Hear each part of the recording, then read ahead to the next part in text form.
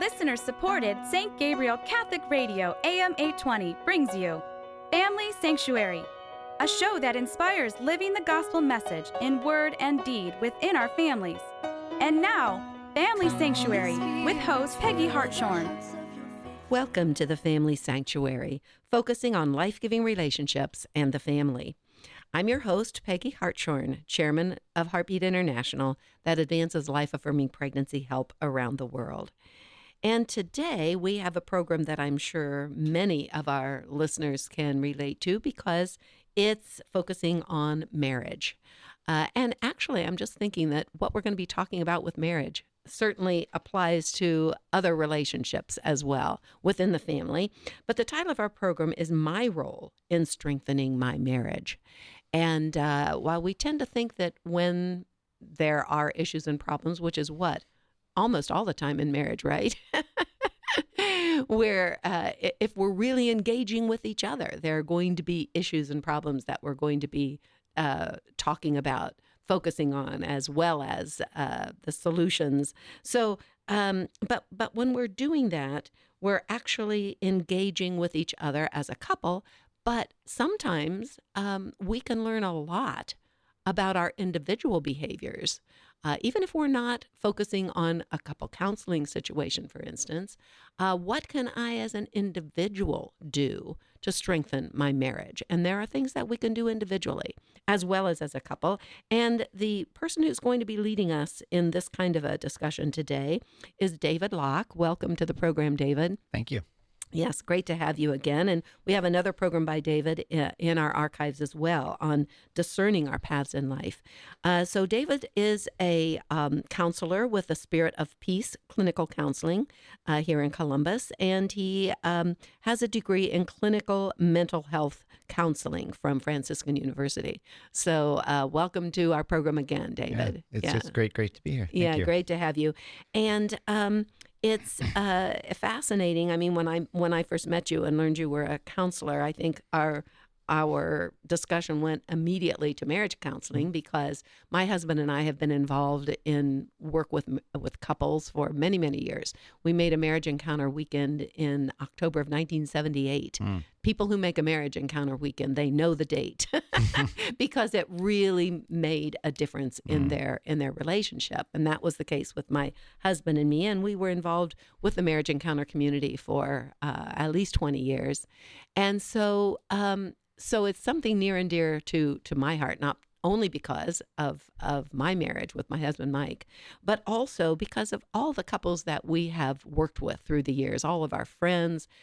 We actually have what we called a cell group in Marriage Encounter, a small group of couples. There are 3 of us couples that still try to meet once a month to focus on our couple relationships and listen to what the Lord is telling us to strengthen our marriages. So it's interesting to me, and I've experienced this personally. I know that while it's very important for a couple to work together on their marriage, we can grow individually and learn things individually that can help our marriage. So I know you do counseling with individuals, correct? Right. Yes. You're not right now doing much couple counseling. That's right. Yeah, I only work with individuals, but yes, I very frequently talk with people about their marriages. Right? Yes, of course. Someone comes to counseling for any kind of a reason. If they're married, there are issues and problems, I'm sure, and important things happening in their marriage that they will bring up in the conversation. Yes. Yeah, absolutely. So I know I've been talking to you about this before before you came onto the program. So I know that you like to talk about 3 particular things that are important for an individual. Yes. As we've talked about, openness, boundaries, and values. Yes. Okay, so let's talk about those 3. Starting with openness.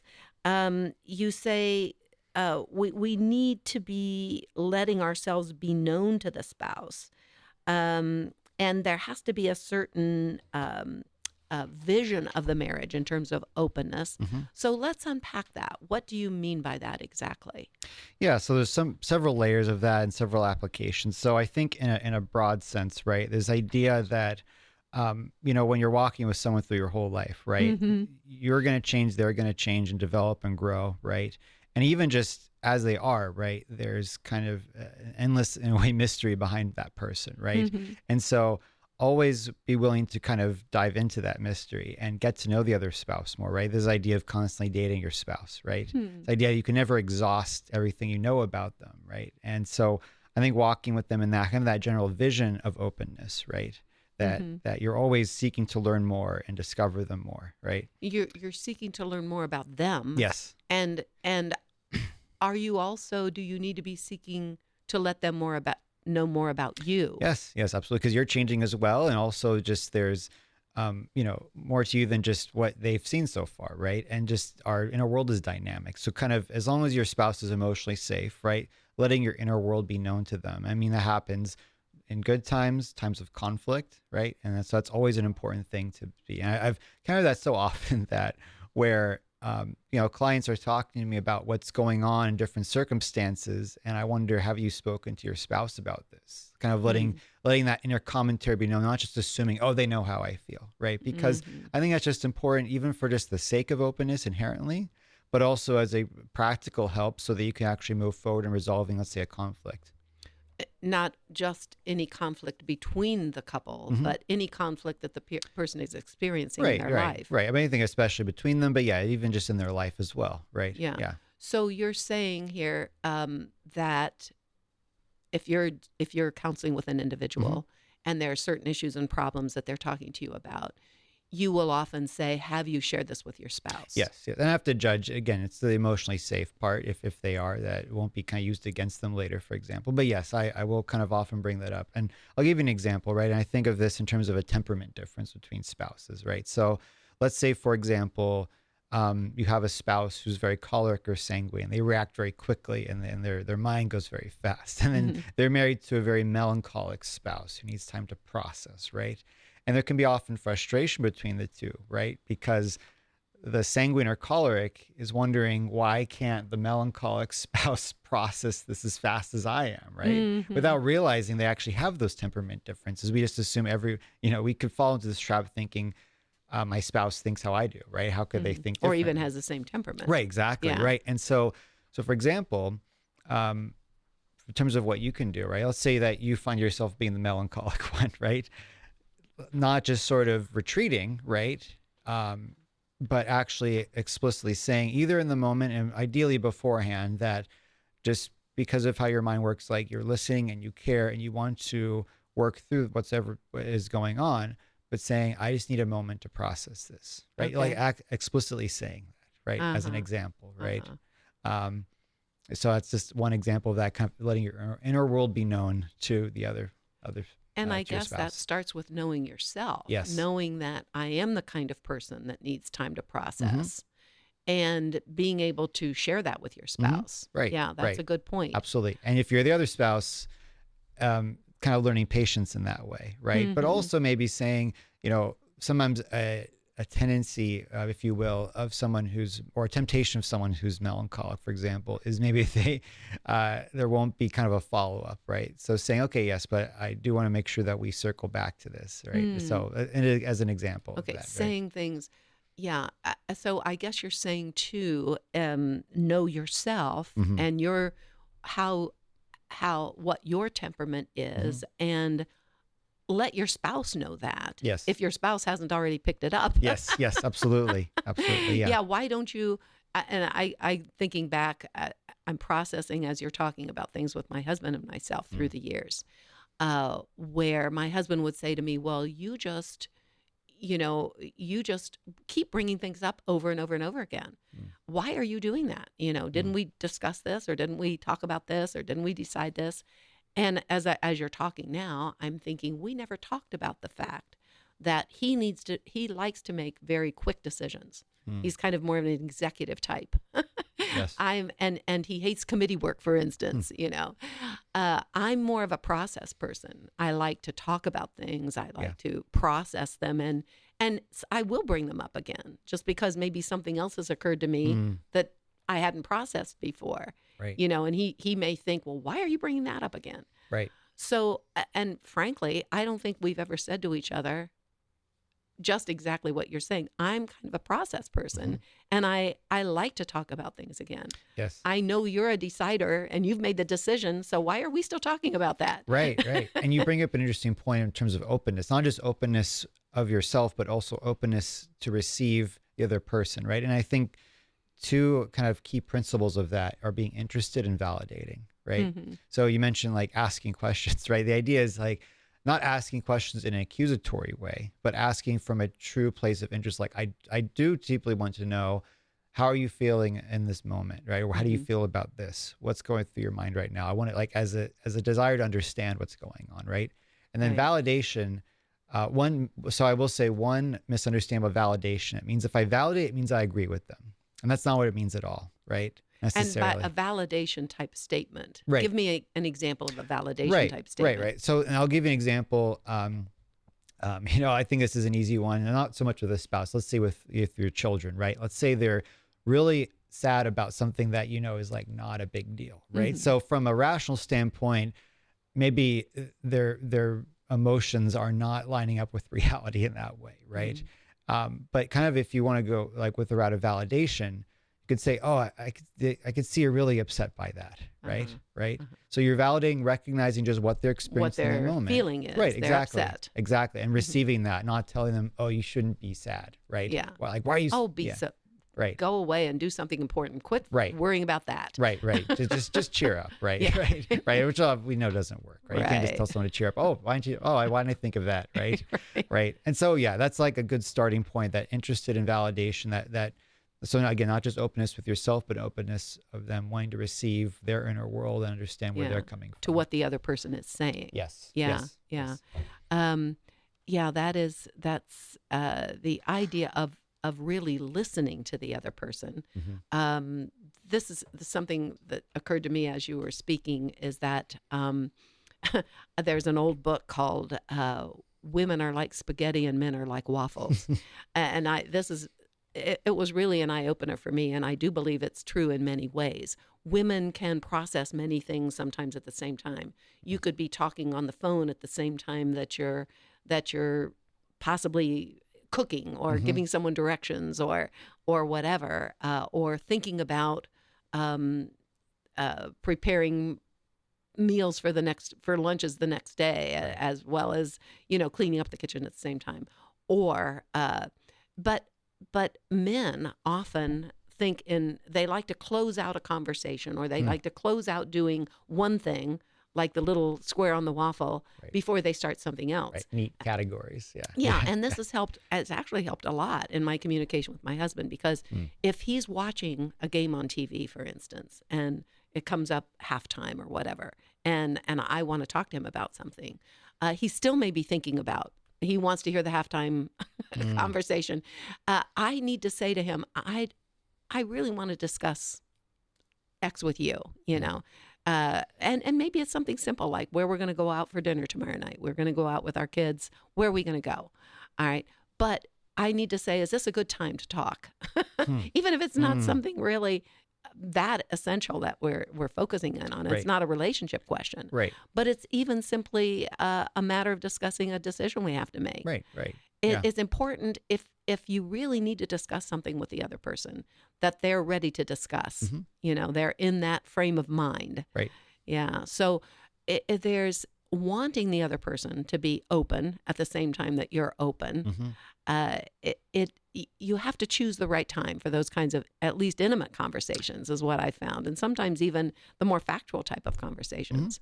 But yes, openness and always seeking to know the other person. Just another sharing with our marriage encounter. At one point, I described what I was finding out about my husband was like peeling an onion. Okay, wow, there's another layer. There's another layer. There's another layer.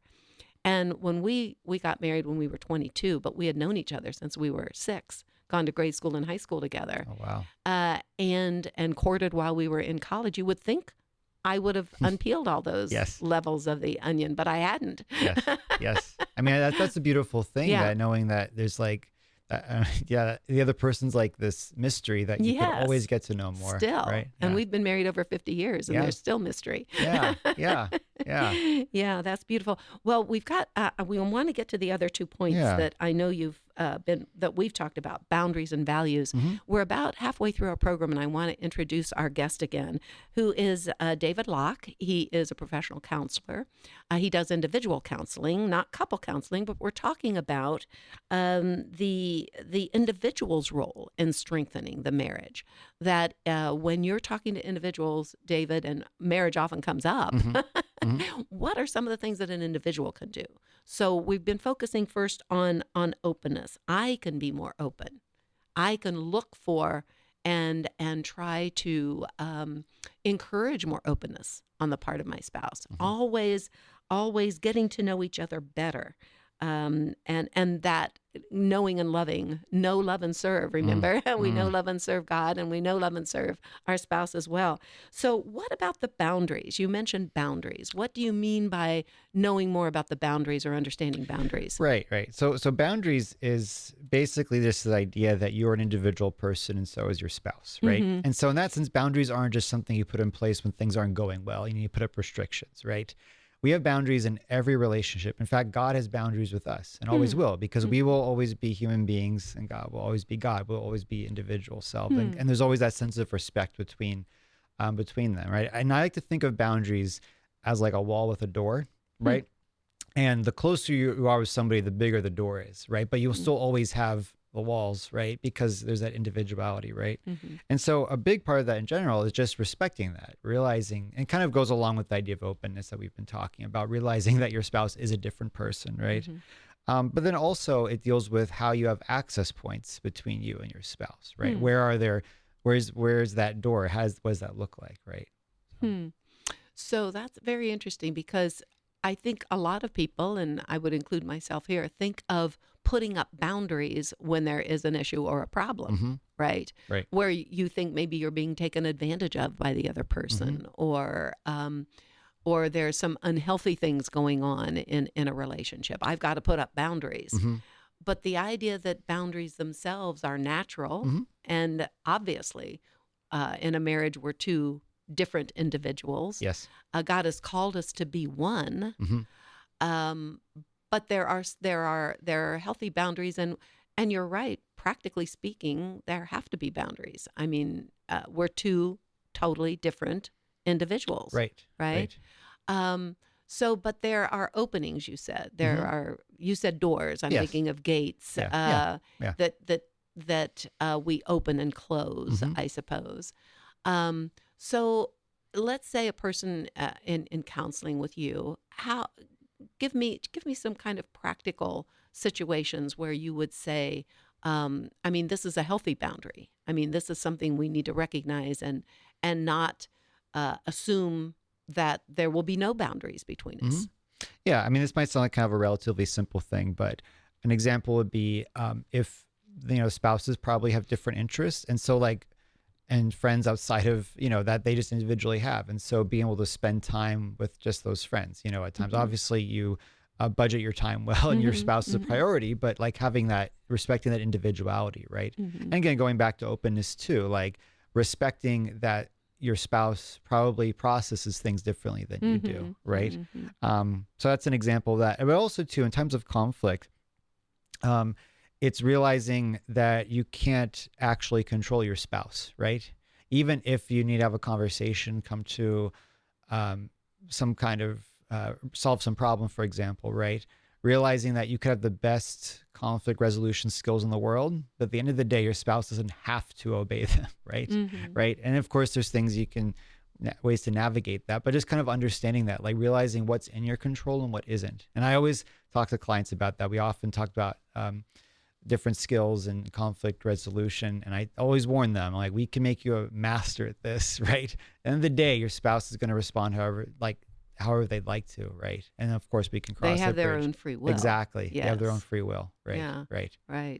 So you shouldn't, I need to think through this more in terms of, because my language in terms of marriage and relationship is so influenced by our own experience, my own experience. And, it's interesting. My husband and I have not really talked about boundaries. That's not something that has been part of our conversation.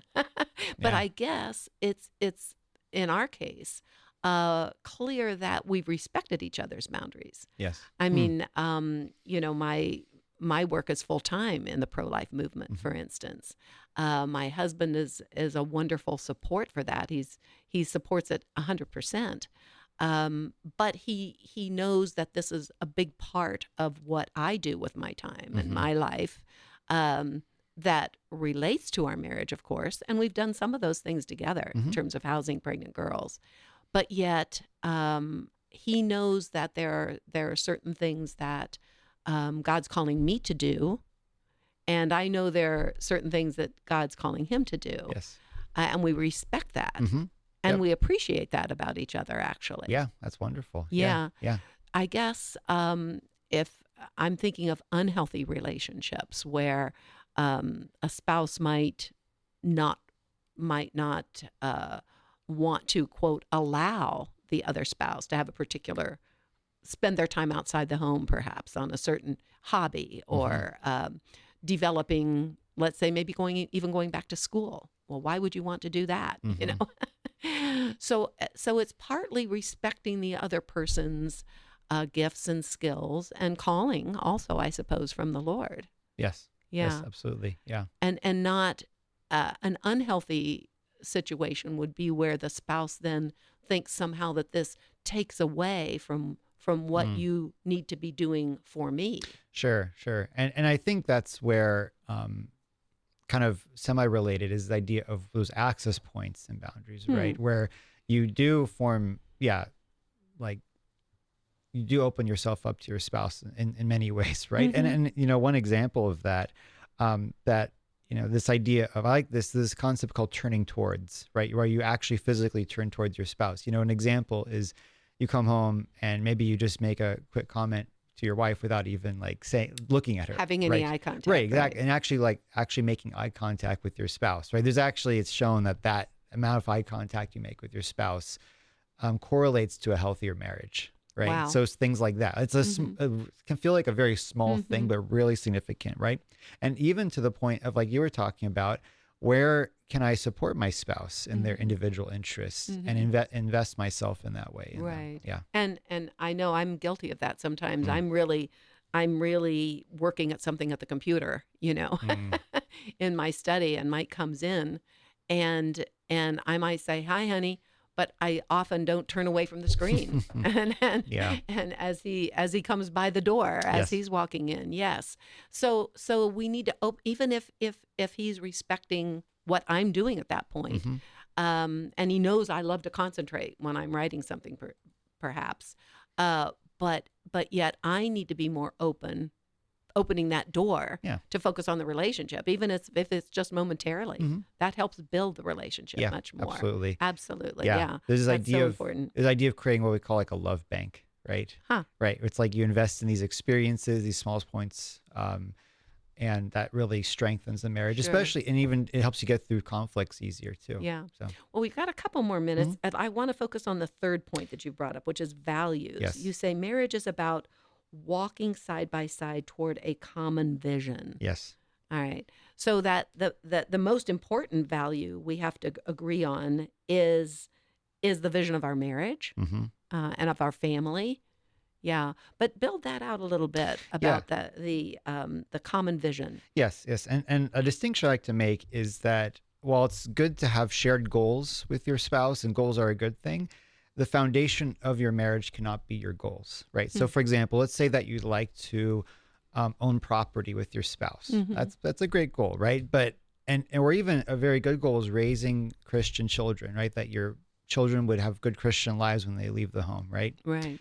Now, when I say that your marriage can't be based on that, it's because you ultimately can't control those, right?